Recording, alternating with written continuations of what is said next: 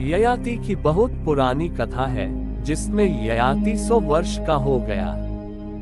बहुत मीठी, बहुत मधुर कथा है। तथ्य ना भी हो तो भी सच है, और बहुत बार जो तथ्य नहीं होते वे भी सत्य होते हैं, और बहुत बार जो तथ्य होते हैं वे भी सत्य नहीं होते। यह ययाति की कथा तथ्य नहीं है, लेकिन सत्य है। सत्य इसलिए कहता हूँ कि उसका इंगित सत्य की ओर है। तथ्य नहीं है इसलिए कहता हूँ कि ऐसा कभी हुआ नहीं होगा। यद्यपि आदमी का मन ऐसा है कि ऐसा रोज ही होना चाहिए। ययाति 100 वर्ष का हो गया, उसकी मृत्यु आ गई। सम्राट था, सुंदर पत्नियां थीं, धन था, यश था, कीर्ति थी, शक्ति थी, प्रतिष्ठा थी। मौत द्वार पर आकर दस्तक दी। ययाति ने कहा, अभी आ गई। अभी तो मैं कुछ भोग नहीं पाया, अभी तो कुछ शुरू भी नहीं हुआ था, यह तो थोड़ी जल्दी हो गई। 100 वर्ष मुझे और चाहिए। मृत्यु ने कहा, मैं मजबूर हूँ, मुझे तो ले जाना ही पड़ेगा। ययाति ने कहा, कोई भी मार्ग खोज, मुझे 100 वर्ष और दे, क्योंकि मैंने तो अभी तक कोई सुख जाना ही नहीं। मृत्यु ने कहा, 100 वर्ष आप क्या करते थे? ययाति ने कहा, जिस सुख को जानता था वही व्यर्थ हो जाता था, तब दूसरे सुख की खोज करता था। खोजा बहुत, पाया अब तक नहीं। सोचता था, कल की योजना बना रहा था, तेरे आगमन से तो कल का द्वार बंद हो जाएगा। अभी मुझे आशा है। मृत्यु ने कहा, 100 वर्ष में समझ नहीं आई, आशा अभी कायम है, अनुभव नहीं आया। ययाति ने कहा, कौन कह सकता है कि ऐसा कोई सुख न हो जिससे मैं अपरिचित हूँ, जिसे पालूं तो सुखी हो जाऊं? कौन कह सकता है? मृत्यु ने कहा, तो फिर एक उपाय है कि तुम्हारे बेटे हैं 10। एक बेटा अपना जीवन दे दे तुम्हारी जगह, तो उसकी उम्र तुम ले लो। मैं लौट जाऊं, पर मुझे एक को ले जाना ही पड़ेगा। बाप थोड़ा डरा। डर स्वाभाविक था, क्योंकि बाप 100 वर्ष का होकर मरने को राजी न हो तो कोई बेटा अभी 20 का था, कोई अभी 15 का था, कोई अभी 10 का था। अभी तो उन्होंने और भी कुछ भी नहीं जाना था, लेकिन बाप ने सोचा शायद कोई उनमें राजी हो जाए, शायद कोई राजी हो जाए। पूछा, बड़े बेटे तो राजी न हुए। उन्होंने कहा, आप कैसी बात करते हैं? आप 100 वर्ष के होकर जाने को तैयार नहीं। मेरी उम्र तो अभी 40 ही वर्ष है, अभी तो मैंने जिंदगी कुछ भी नहीं देखी। आप किस मुंह से मुझसे कहते हैं? सबसे छोटा बेटा राजी हो गया। राजी इसलिए हो गया जब बाप से उसने कहा कि मैं राजी हूँ, तो बाप भी हैरान हुआ।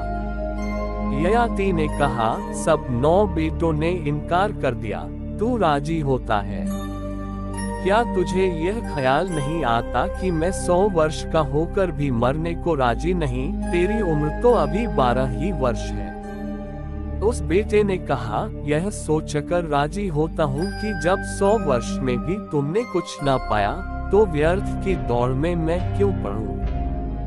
जब मरना ही है और 100 वर्ष के समय में भी मरकर ऐसी पीड़ा होती है जैसी तुमको हो रही है, तो मैं 12 वर्ष में ही मर जाऊं।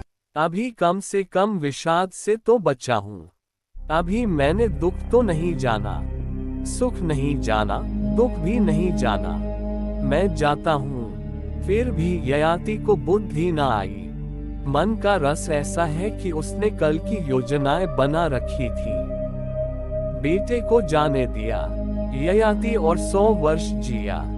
फिर मौत आ गई। ये 100 वर्ष कब बीत गए पता नहीं। ययाति फिर भूल गया कि मौत आ रही है। कितनी ही बार मौत आ जाए, हम सदा भूल जाते हैं कि मौत आ रही है। हम सब बहुत बार मर चुके हैं। हम सब के द्वारों पर बहुत बार मौत दस्तक दे गई है। ययाति के द्वार पर दस्तक हुई। ययाति ने कहा, अभी? इतने जल्दी? क्या 100 वर्ष बीत गए? मौत ने कहा, इससे भी जल्दी कहते हैं आप। अब तो आपकी योजनाएं पूरी हो गई होंगी। ययाति ने कहा, मैं वहीं का वहीं खड़ा हूँ।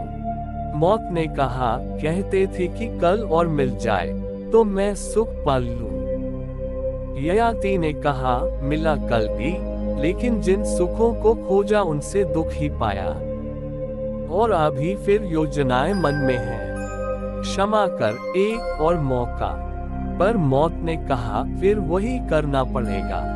इन 100 वर्षों में ययाति के नए बेटे पैदा हो गए, पुराने बेटे तो मर चुके थे। फिर छोटा बेटा राजी हो गया। ऐसे 10 बार घटना घटती है। मौत आती है, लौटती है। 1000 साल ययाति जिंदा रहता है। मैं कहता हूँ, यह तथ्य नहीं है लेकिन सत्य है। अगर हमको भी यह मौका मिले तो हम इससे भिन्न न करेंगे। सोचे थोड़ा मन में कि मौत दरवाजे पर आए और कहे कि 100 वर्ष का मौका देते हैं, घर में कोई राजी है? तो आप किसी को राजी करने की कोशिश करेंगे कि नहीं करेंगे? जरूर करेंगे। क्या दोबारा मौत आए तो आप तब तक समझदार हो चुके होंगे? नहीं, जल्दी से मत कह लेना कि हम समझदार हैं, क्योंकि ययाति कम समझदार नहीं था। 1000 वर्ष के बाद भी जब मौत ने दस्तक दी तो ययाति वहीं था जहां पहले 100 वर्ष के बाद था। मौत ने कहा, अब क्षमा करो।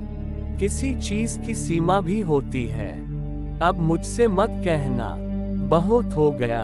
ययाति ने कहा, कितना ही हुआ हो, लेकिन मन मेरा वही है।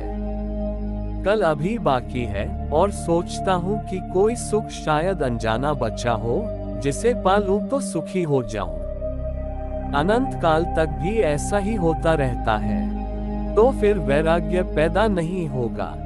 अगर एक राग व्यर्थ होता है और आप तत्काल दूसरे राग की कामना करने लगते हैं, तो राग की धारा जारी रहेगी।